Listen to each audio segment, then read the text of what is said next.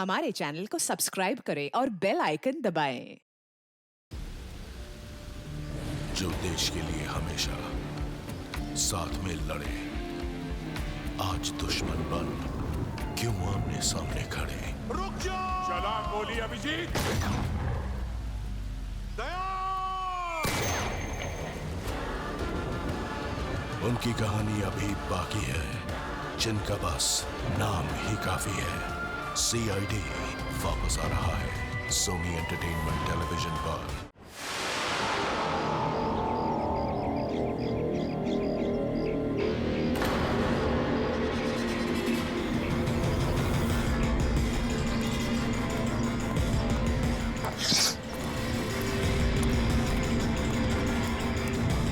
ए, रुको, कौन हो तुम?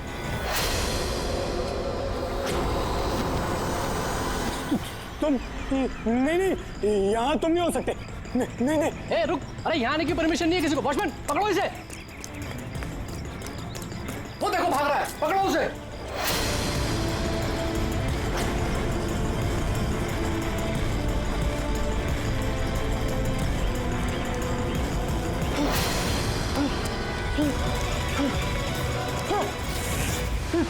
तुम यहाँ भी नहीं, तुम यहाँ नहीं हो सकते।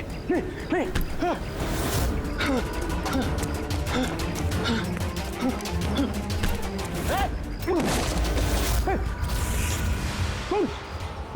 तुम मेरे पीछे क्यों पड़े? तुम मुझे मार दोगे। अरे कौन है? रुक!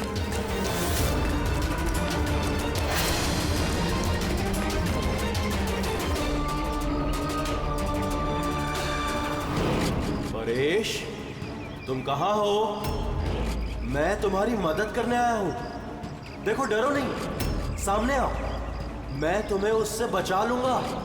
कुछ नहीं कर पाएगा वो तुम्हारा। सामने आओ परेश।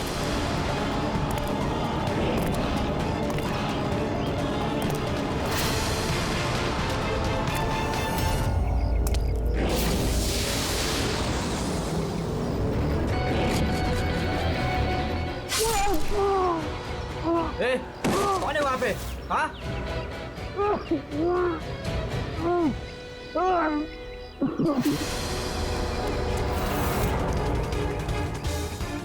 अरे क्या हुआ ये सब? अरे किसने किया? बोलो, बताओ। ठीक तो हो तुम? अरे बताओ, किसने किया ये सब? इंस्पेक्टर दया।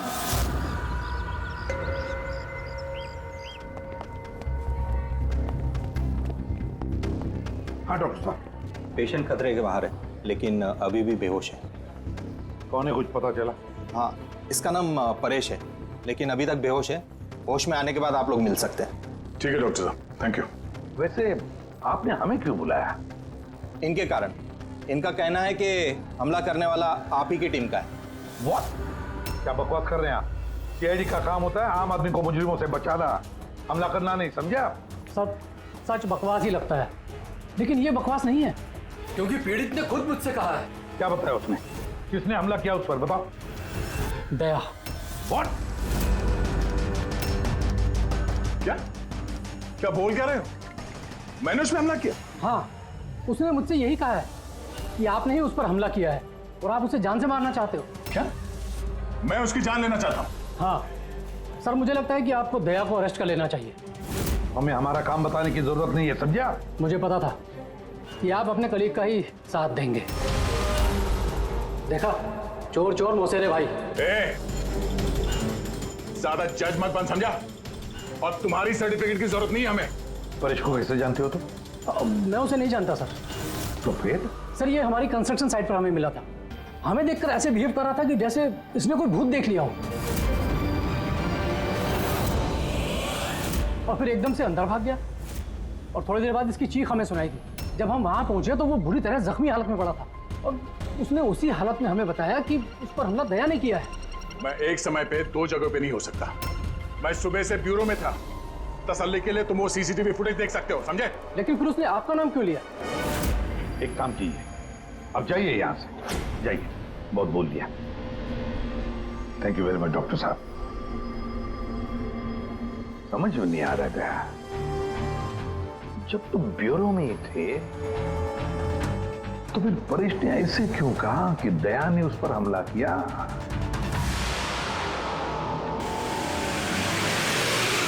एक बात बताइए, जब आप लोगों ने यहाँ पे परेश को जख्मी हालत में देखा था तो उसके साथ में कोई था या किसी को आते जाते देखा हो? नहीं साहब, वो अकेला ही था। लेकिन सर उसने इंस्पेक्टर दया का पता है, उसने दया का नाम बोला। हम यहाँ वो जानने आए जो उसने नहीं बोला, समझे आप? और दया ऐसा नहीं कर सकता। सर आप इतने यकीन से कैसे कह सकते हैं कि दया सर ऐसा कुछ नहीं कर सकते हैं? जो आदमी अपनी जान दांव पे लगा के दूसरों की जान बचाता हो वो किसी का खून नहीं कर सकता। खुद से ज्यादा मुझे दया पे भरोसा है, समझे?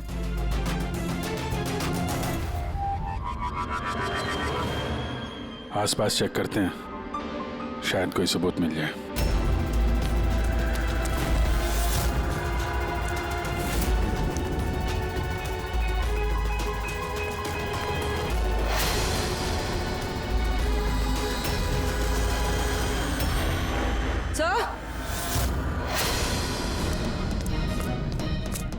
सर ये देखिए।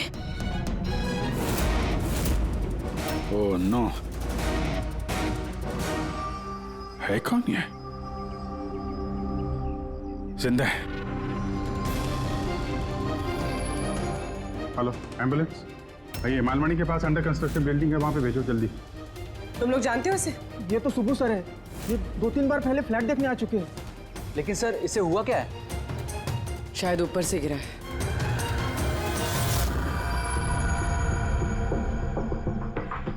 ऊपर से गिरा है या फिर गिराया गया है? पेशेंट की कंडीशन स्टेबल है, ये बहुत जल्द होश में आ जाएगी। गुड।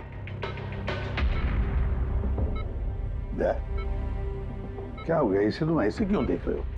जानते हो इसे? साहब, अभिजीत तुम यहाँ क्या कर रहे हो? जिस अंडर कंस्ट्रक्शन बिल्डिंग में इस परेश पे हमला हुआ है वहां पे हमें एक और आदमी जख्मी हालत में मिला। और एक आदमी? कौन है वो? तो वॉचमैन बता रहा था उसका नाम सुबू है, वहां पे 2-3 बार आया था मकान देखने के लिए। उसके हाथ में से हमें ये कपड़े का टुकड़ा मिला है। अच्छा, छोड़ दो मुझे मत मारो, छोड़ दो मुझे, मत मारो मुझे, छोड़ दो मुझे। परेश, परेश, मैं इसे भी प्रद्युमन सीआईडी से, घबराओ मत, तुम्हें कोई कुछ नहीं करेगा, हम तुम्हारे साथ हैं। दया, दया छोड़ दो मुझे, दया छोड़ दो मुझे, मुझे मत मारो दया। परेश, दया तुम्हारे सामने खड़ा है, मैं इसे भी प्रद्युमन हूँ। दया, दया छोड़ दो मुझे, छोड़ दो मुझे। परेश, दया, दया तुम जाओ, दया तुम क्या चाहते हो मुझसे? दया छोड़ दो मुझे। परेश क्या बात कर रहे हो? दया, दया छोड़ दो मुझे, मुझे मत मारो दया। परेश, मैं दया नहीं, मैं अभिजीत हूँ। दया, दया जाओ यहाँ से, जाओ, जाओ। अरे दया इधर है।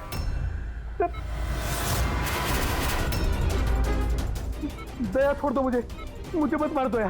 परेश इधर देखो, हम पहले मिल चुके हैं, तुम जानते हो मुझे। दया छोड़ दो मुझे, मुझे मत मारो। सब दया हो, तुम सब दया हो, मुझे मत मारो।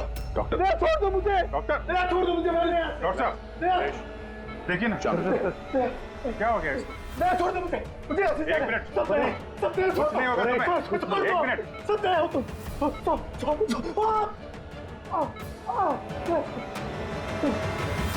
सब दया हो, तुम सब दया हो।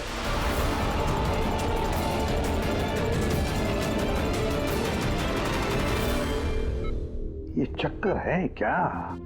और हर किसी के चेहरे में उसे मेरा चेहरा नजर आता है। हाँ वही तो, इसलिए जब उसने उस आर्किटेक्ट को, उसके असिस्टेंट को, उस वॉचमैन को देखा तो ऐसे बर्ताव करने लगा जैसे उसने भूत देखा है। और उसके दिमाग का भूत दया तुम हो, तुम।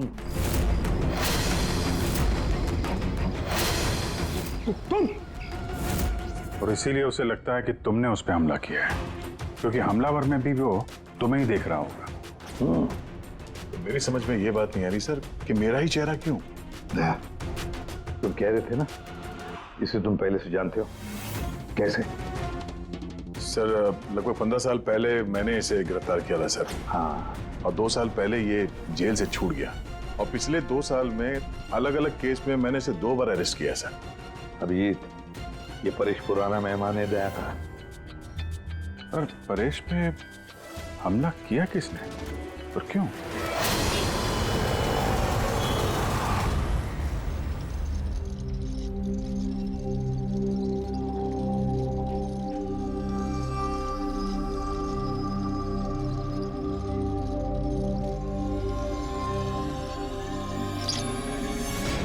अरे मैडम जरा ध्यान से।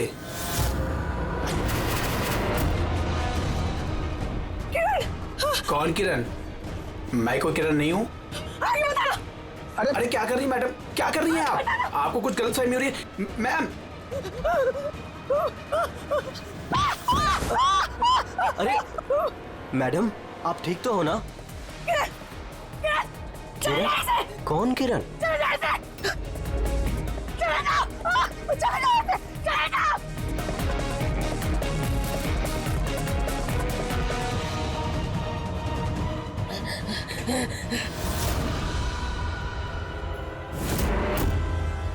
क्यों सुबह, कैसी तबीयत है तुम्हारी?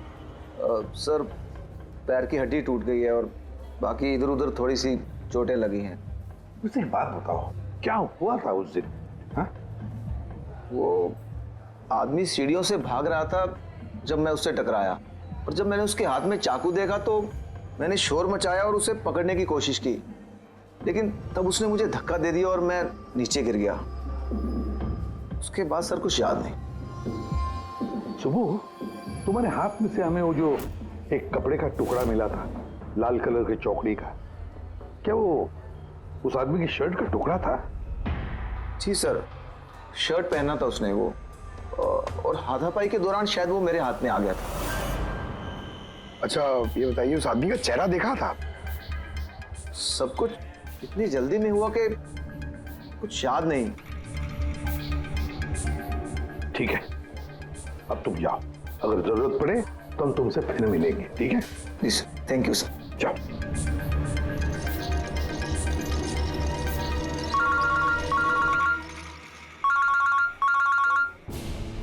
आदया, क्या? कहां पर?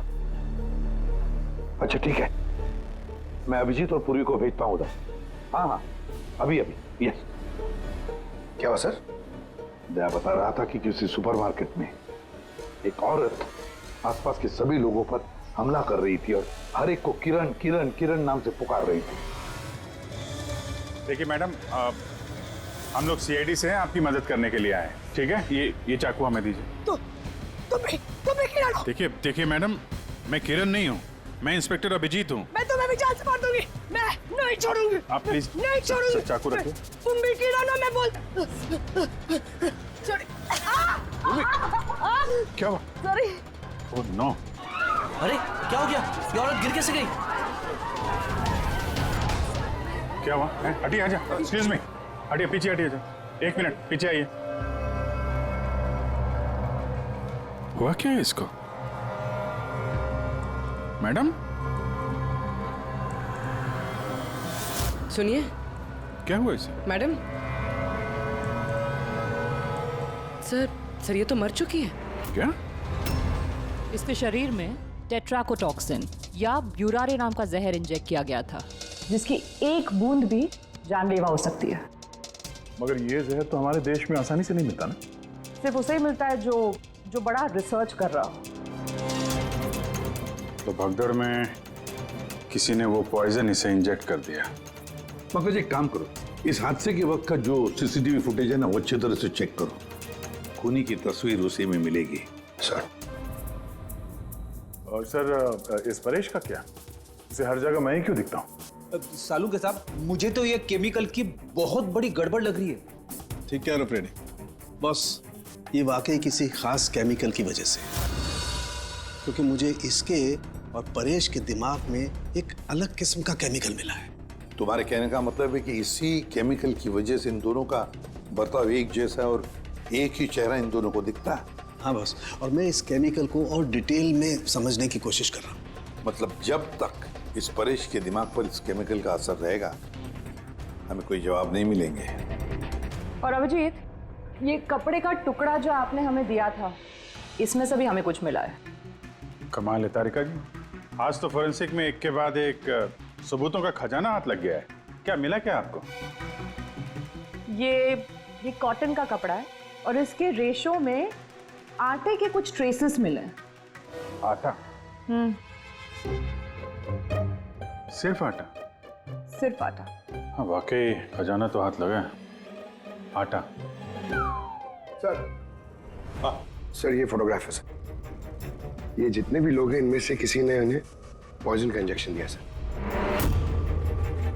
अब और एक काम करो, ये जितने सारे लोग हैं ना, इन सब की मूवमेंट ट्रैक करो। शॉपिंग मॉल में खून होने से पहले ये लोग कहाँ थे, कहाँ से आए, क्या क्या कर रहे थे, और खून होने के बाद में देखो ये लोग कहाँ गए।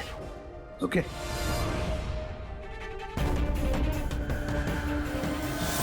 सर मैंने इस औरत का बैकग्राउंड चेक किया।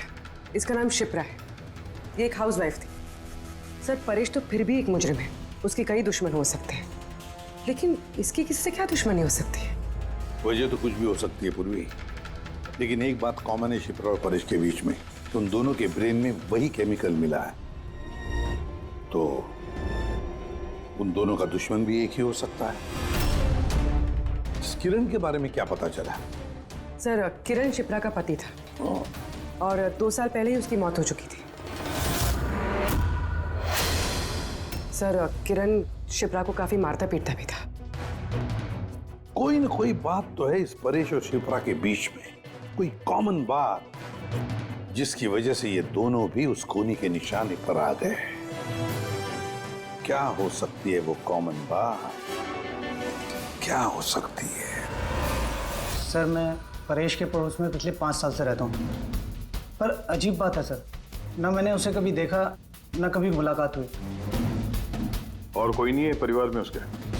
सर उसके पिताजी थे, जिनकी मौत तब हो गई थी जब वो जेल में था, और कोई नहीं है। सर शिप्रा का हस्बैंड बहुत स्ट्रिक्ट था। वो उससे मिलना तो दूर, किसी से बात तक करने अलाउ नहीं करता था। इनफैक्ट वो तो उसको मारता पीटता भी था। सर उसके हस्बैंड के डेथ के बाद ना मैंने बहुत कोशिश की कि मैं उससे बात करूं, उससे पूछूं, लेकिन उसने इंटरेस्ट नहीं रखा। अच्छा, उसका कोई करीबी दोस्त, कोई रिश्तेदार नहीं था क्या? सर मुझे नहीं लगता कि होगा। अच्छा। शिप्रा और परेश दोनों की जिंदगी में एक बात कॉमन, दोनों जिंदगी में अकेले थे, ना कोई दोस्त, ना कोई रिश्तेदार। सर दोनों में एक चीज कॉमन है। क्या? सर हमने परेश और शिप्रा का कंप्यूटर चेक किया, तो उनकी कंप्यूटर हिस्ट्री से पता चला है कि दोनों ने ही ऑनलाइन सपोर्ट ग्रुप ज्वाइन किया था। अच्छा, ऑनलाइन सपोर्ट ग्रुप मतलब?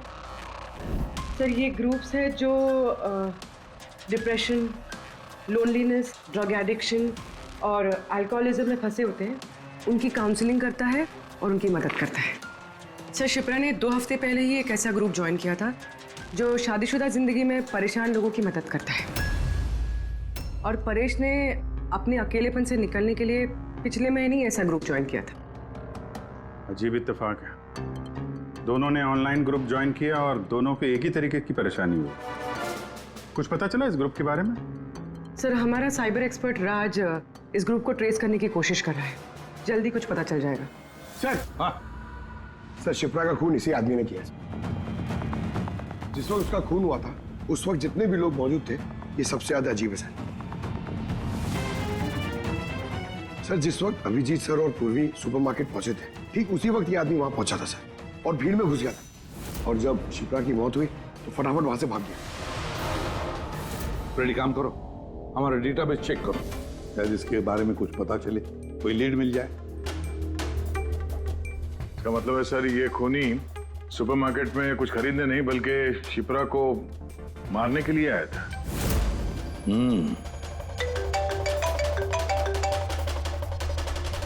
हाँ राज, ओके ठीक है, तो तुम मुझे एड्रेस SMS कर दो। Thank you. Sir cyber expert Raj का फोन था, उसका कहना है कि ये दोनों ग्रुप्स एक ही IP एड्रेस से बनाए गए हैं। एक ही कंप्यूटर से? हाँ सर। आईपी का एड्रेस मिला है? हाँ सर, अंधेरी में एक प्रिंटिंग शॉप है, ये दोनों ग्रुप्स वहीं से बनाए गए हैं। बस तो फिर अभिजीत, तुम और पूर्वी जाओ वहां पर और देखो कौन है इस सबके पीछे और उसका क्या कनेक्शन है। सर क्या सोच रहे होते हैं? सर नहीं, पंकज ने अभी बताया कि वो खूनी शिप्रा को मारने के इरादे से ही आया था। तो फिर सर उसे पता कैसे चला कि शिप्रा वहाँ सुपरमार्केट में है और वो लोगों पे हमला कर रही है? वो शिप्रा को फॉलो कर रहा होगा सर। अगर फॉलो कर रहा था तो अभिजीत और पूर्वी के वहाँ सुपरमार्केट में पहुंचने से पहले वो मार के निकल जाता, बाद में नहीं मारता उसे। अभिजीत को सुपरमार्केट पहुंचने में 20 मिनट लगे और खूनी को भी वहां पहुंचने में 20 मिनट लगे, तो इसका मतलब है दोनों को भी खबर एक ही वक्त पहुंची थी। सर कहीं ऐसा तो नहीं कि इंफॉर्मेशन खूनी को हमसे ही गई हो? हमारे यहां से इंफॉर्मेशन? हाँ, हो सकता है। क्या कहीं ऐसा तो नहीं कि जब हम परेश को देखने गए थे हॉस्पिटल में, उस वक्त खूनी वहां पर मौजूद था और उसने मेरी बातें सुन ली हो? खूनी हॉस्पिटल में कर क्या रहा था? क्या परेश खूनी के हाथों पहले तो बच गया था। हो सकता है खूनी अपना अधूरा काम पूरा करने हॉस्पिटल आया था, परेश को खत्म करना चाहता था इसलिए।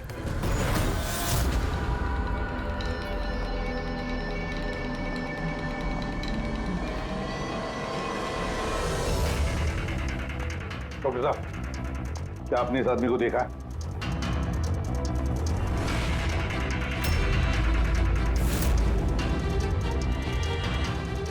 भाई साहब, ये आदमी को देखिए जरा, इस हॉस्पिटल में इसको देखा है कहीं?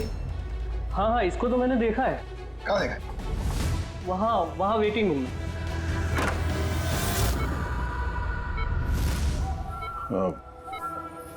यहाँ कोई आया था क्या? नहीं सर, यहाँ कोई नहीं आया। ठीक। हाँ दे सर, परेश तो ठीक है पर वो खूनी अभी तक दिखा नहीं।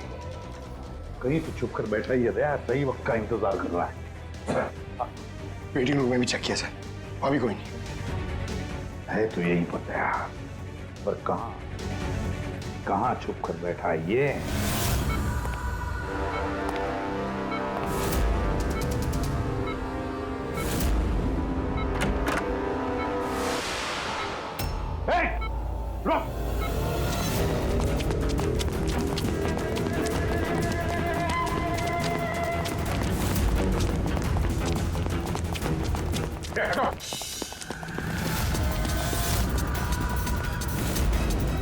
कहाँ भागोगे? रुक!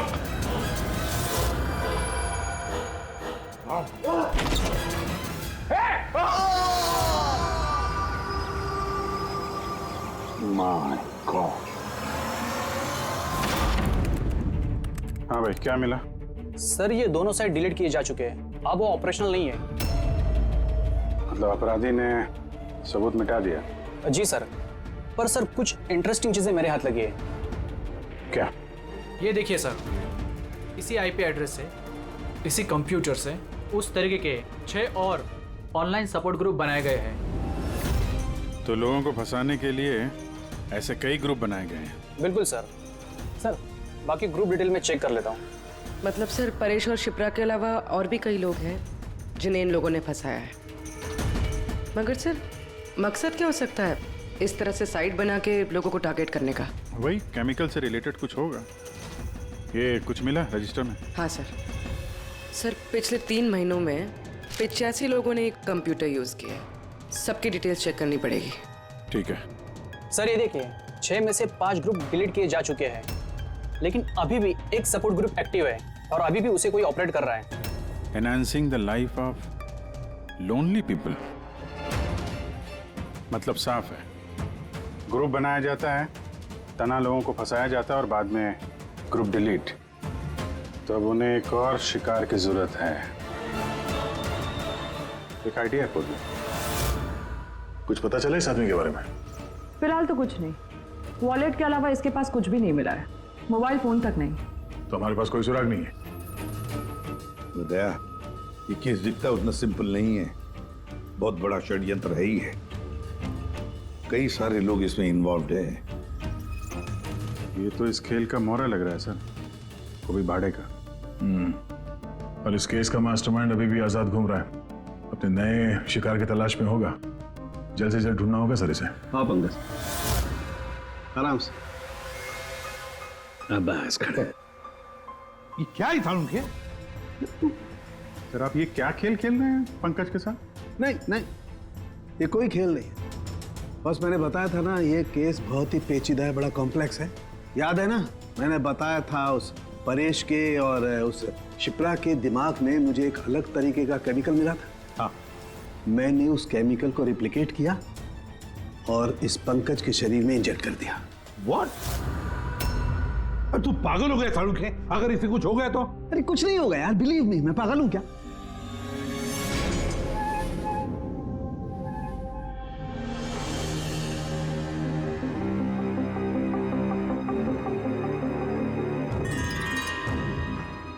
पंकज, अब आंखें खोलो, देखो तुम्हारे सामने कौन खड़ा है।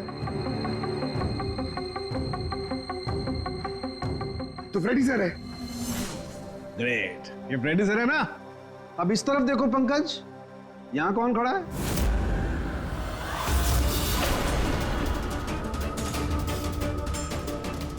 ये कैसे हो सकता है? ये इधर फ्रेडी सर, यहाँ फ्रेडी सर।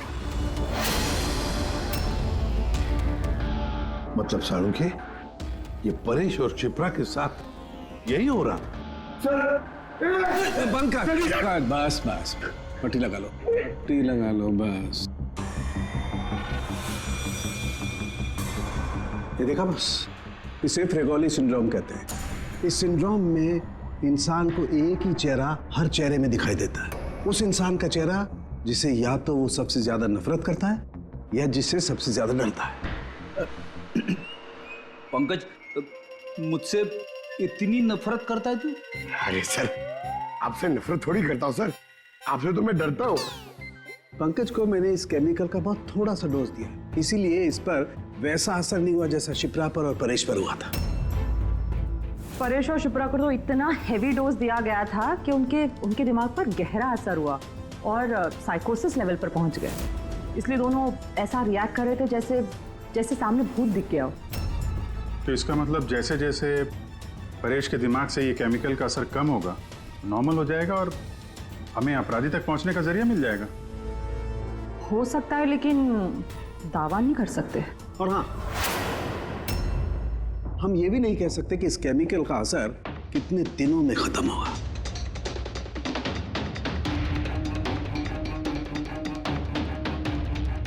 अगर हम परेश के ठीक होने का इंतजार करेंगे तो बहुत देर हो जाएगी। हमें कोई और तरीका ढूंढना होगा, कोई और तरीका। हाँ पूर्वी। सर, मैंने वो ऑनलाइन ग्रुप पे रजिस्टर कर लिया है और डिटेल्स भी एकदम परेश और शिप्रा की तरह थी। नो फ्रेंड्स, नो फैमिली, एकदम अकेले। उन लोगों को ऐसे लोगों की तलाश है। ये तुम्हारा ट्रैकर, इससे पता चलता रहेगा तुम्हारे मूवमेंट के बारे में। और ये तुम्हारा कैमरा। हमारे पास सिर्फ ये वॉलेट है सर, उस आदमी की पहचान और असलियत जानने के लिए, और एक कुछ चीजें मिली है साथ में। पेट्रोल पंप का बिल, ये होटल का मैच बॉक्स, खरीदा हुआ मैच बॉक्स, ये नंबर किसका? ये सेलफोन लगता है किसी? सर हम इस पेट्रोल पंप पे गए थे, वहां से पता चला सर ये आदमी महीने में 2-3 बार वहां पे आता है। और सीसीटीवी फुटेज में हमने देखा कि वो अपने बाइक पे हर बार अलग अलग नंबर प्लेट लगा के आता है। हाँ, और पेमेंट कैश में करता है। और सर, ये मैच बॉक्स जिस होटल का है वहाँ पे भी हमने पूछताछ की। वो आदमी महीने में 5-6 दफ़ा खाना खाने आता है और पेमेंट भी कैश से करता है। सर ये नंबर के बारे में आप पूछ रहे थे सर, ये बार में एक लड़की है जो काम करती है उसका है। वो कह रही थी कि उस आदमी का नाम अशोक है और 1-2 बार उनसे बात हुई है, फिर वो गायब हो गया सर। मतलब हमारे पास इस अशोक के बारे में सिर्फ इतनी इंफॉर्मेशन है। एक काम करते हैं, ये सारी जो लोकेशंस है ना, पेट्रोल पंप, बार और ये होटल, देखते हैं कहाँ पर है। जरा मैप दिखाओ।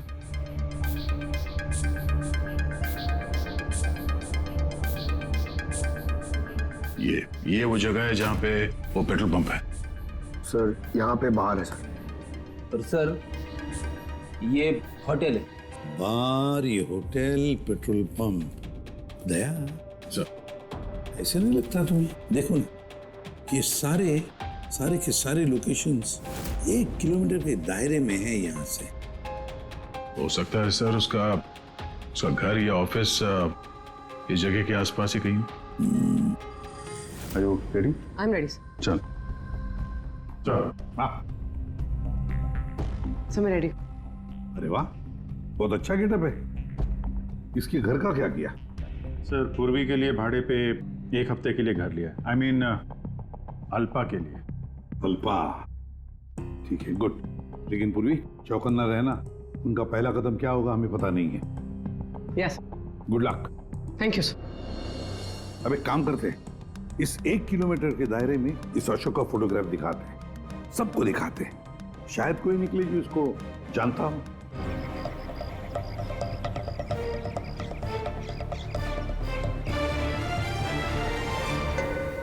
पूर्वी।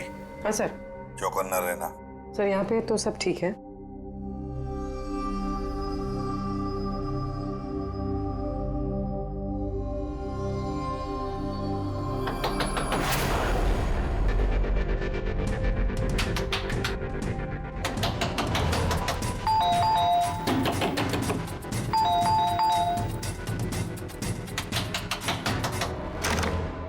जी कहिए। वो मेरे पीछे ना कुछ गुंडे पड़े, मैं अंदर आ सकती हूँ प्लीज? 1 मिनट। हाँ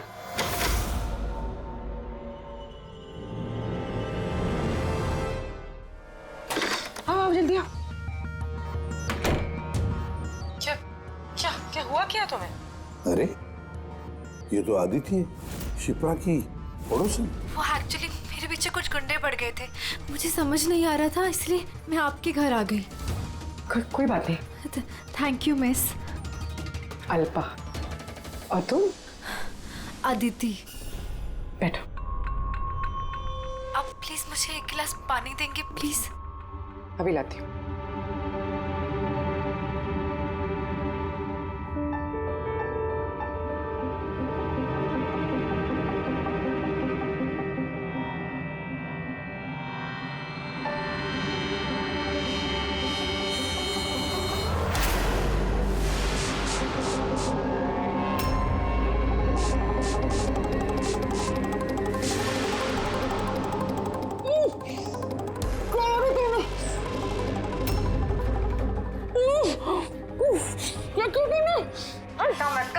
कुछ ऐसा नहीं किया, ज्यादा दर्द नहीं दूंगी तुझे मैं। पूर्वी,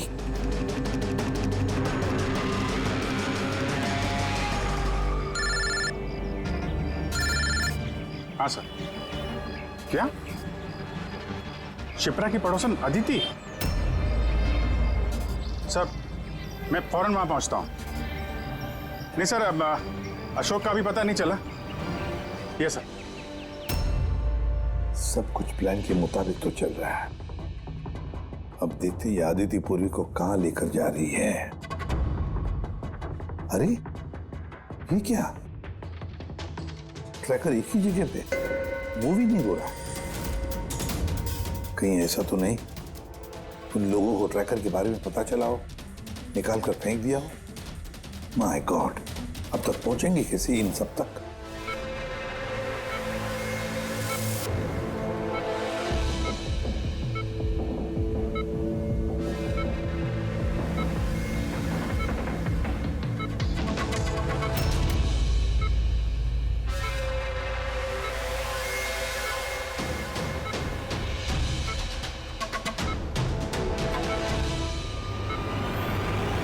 चलो, तुम्हारे दवा का वक्त हो गया है। अब अच्छे बच्चे की तरह दवा लो और तुम बिल्कुल भी टेंशन मत लेना, तुम्हें ज्यादा दर्द नहीं दूंगी। कौन हो तुम? छोड़ो मुझे, छोड़ो मुझे। चिंता मत करो, मैं तुम्हें दर्द नहीं दूंगी। छोड़ो मुझे।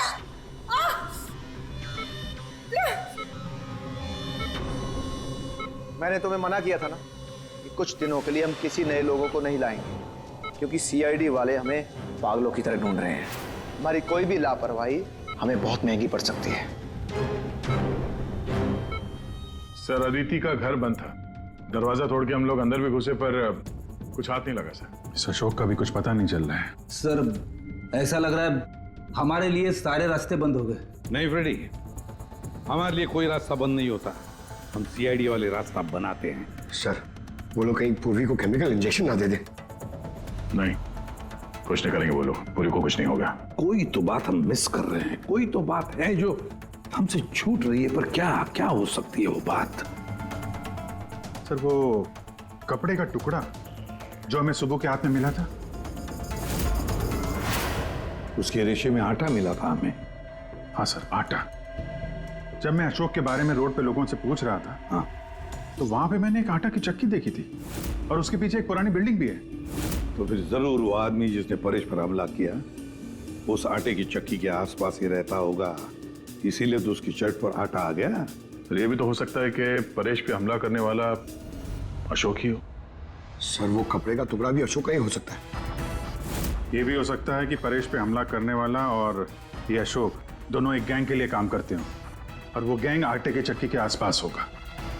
सबके सब आटे के चक्की के आसपास ही हो गया अभिजीत, और पूर्वी को भी उस चक्की के आसपास ही रखा होगा।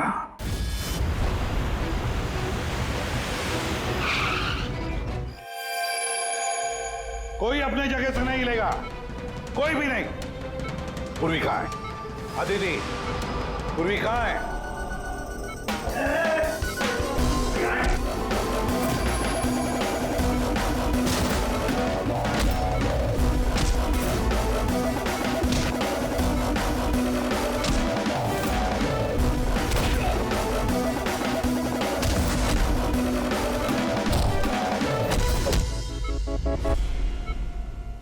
सब नर्सेज और डॉक्टर इस तरफ आ जाओ। चले, चलो तुम भी जल्दी।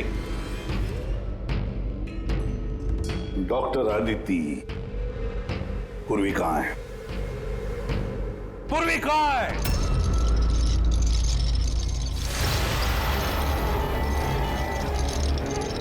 तुम्हारी पूर्वी मेरे पास है एसीपी। सुब्बू तुम? हाँ मैं, जिसे तुम लोग यहां वहां खोज रहे थे ना, वो तुम लोगों के साथ ही था। मुझे देखकर अफसोस तो हो ही रहा होगा ना। मुझे पता था सीआईडी कोई भी काम अधूरा नहीं छोड़ेगी, इसलिए मैं अपना हर कदम फूंक फूंक कर रख रहा था। लेकिन इस अदिति की बेवकूफी की वजह से सब गड़बड़ हो गया और मुझे फंसाने के लिए तुमने अपने इस ऑफिसर को मेरे पास भेज दिया। लेकिन अब ये मेरे जाल में फंस चुकी है और मुझे यही यहां से बाहर निकालेगी। तुम्हें क्या लगता है पूर्वी की आड़ लेकर तुम हमसे बच जाओगे? नहीं, लगता नहीं है, ऐसा ही होगा। अगर तुम अपने इस बहादुर ऑफिसर को जिंदा देखना चाहते हो तो मुझे यहां से जाने दो, नहीं तो मैं ये केमिकल इसके अंदर इंजेक्ट कर दूंगा और उसके बाद क्या होगा तुम लोग सब जानते हो। पर ये सब तुम क्यों कर रहे हो? हाँ? अपने बेटे रवि के लिए। अपने बेटे के लिए? हाँ, मेरे बेटे को पार्किंसन नाम की बीमारी है। मैं अपने केमिकल से उस बीमारी का इलाज ढूंढ रहा हूं और मैं जिस फार्मा में काम करता हूं वो मुझे इंसानों पर उसे ट्राई करने नहीं देती। इसीलिए तुमने अपने तरीके से लोगों को फंसा के उन पे ये एक्सपेरिमेंट करना शुरू कर दिया। अगर मैं ऐसे नहीं करूंगा तो मैं सही इलाज तक नहीं पहुंच पाऊंगा। कैसे पता चलेगा मुझे कि इन केमिकल्स का इंसानों पर रिएक्शन क्या होता है? और इसीलिए तुम सपोर्ट ग्रुप में ऐसे लोगों को टारगेट करते थे जो अकेले रहते थे, ताकि अगर वो गायब भी हो जाए तो किसी को भनक ना लगे और तुम उन पर अपने एक्सपेरिमेंट्स आराम से करते रहो। हाँ? अकेलेपन से जूझ रहे परेश को मैंने अपने सपोर्ट ग्रुप के जरिए फंसाया और उस पर एक्सपेरिमेंट शुरू किया। लेकिन इन सबकी गलती की वजह से वो यहां से भाग निकला और तुम लोगों के हाथ लग गया। नहीं तो मेरा प्लान कभी फेल नहीं होता। तभी तुम उसकी जान के पीछे पड़े हुए थे। मैं तो उसे अंडर कंस्ट्रक्शन बिल्डिंग में ही मार डालता, लेकिन वो आर्किटेक्ट बीच में आ गया। वहां तुम भी तो जख्मी हालत में मिले थे, ये क्या चक्कर है? परेश को जैसे ही मैंने चाकू मारा मुझे लोगों की आवाज आई और मैं वहां से भागना चाहा और हड़बड़ी में तुम्हारा पैर फिसल गया और तुम सीधे नीचे गिर गए। मैं तो वहां से भी भाग जाता, लेकिन मेरे टूटे हुए पैर की वजह से मैं भाग नहीं पाया। और इसीलिए तुमने विक्टिम होने का ढोंग किया। ताकि तुम सेफ भी रहो और किसी को तुम पे शक भी ना हो। और तभी तुम लोगों की नजर मुझ पर पड़ी। और शिप्रा का क्या? उसे तो तुमने किडनैप नहीं किया था, वो तो सुपरमार्केट में घूम रही थी। सपोर्ट ग्रुप में से अदिति ने शिप्रा को चुना और हमने डिसाइड किया कि हम उसे किडनैप नहीं करेंगे और चुपचाप ये ड्रग देते रहेंगे। खिलाड़ी तो तुम शातिर हो पर थोड़े कच्चे हो, नहीं तो हमारे लिए सबूत नहीं छोड़ते तुम। याद है ना तुम्हारा वो शर्ट, उसका एक टुकड़ा, कपड़े का टुकड़ा, उस पर जो आटा लगा था ना, बस उसी के जरिए हम तुम तक पहुंच गए।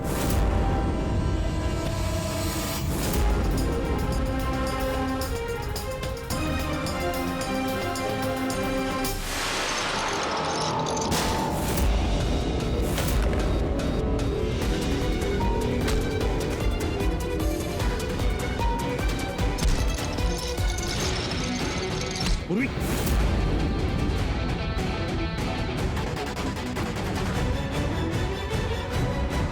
पूर्वी देखो। हाँ, क्या किया तुमने सुब्बू? कभी सोचा है? हाँ?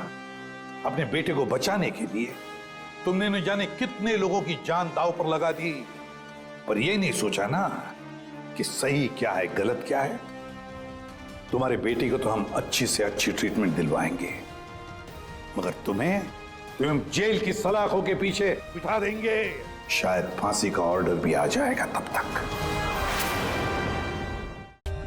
For more updates, subscribe to our channel, click the show links and enjoy watching the videos.